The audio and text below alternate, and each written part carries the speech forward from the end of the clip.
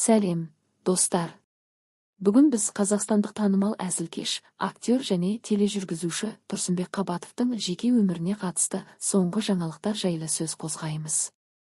Соңғы апталарда әлеуметтік желілер мен жаңалықтар порталдарында Қабатовтың тоқалы бар деген ақпарат кеңінен тарады.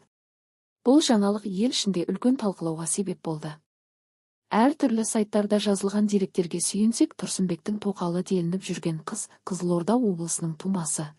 Шамамен 1997 жылы туған екен. Кейбір деректерде оның бір баласы бар, тіпті үшінші баласына жүкті дегенде мәлімет тарады. Алайда бұл ақпараттар ресми түрде расталмаған. Тұрсынбек Қабатовтың бұрынғы жұбайы, актриса Мөлдір Мұқанова да осы жағдайға қатысты пікір білдірді. Ол олардың ажырасып кеткенін ашық мойындап, соңғы кезде өзіне және балаларына ауыр соққы болғанын айтты.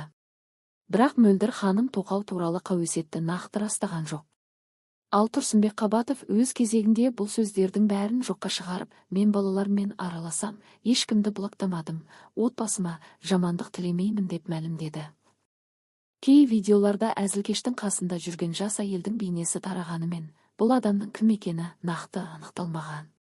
Сондықтан көпшілік әлі де түрлі болжам айтуда.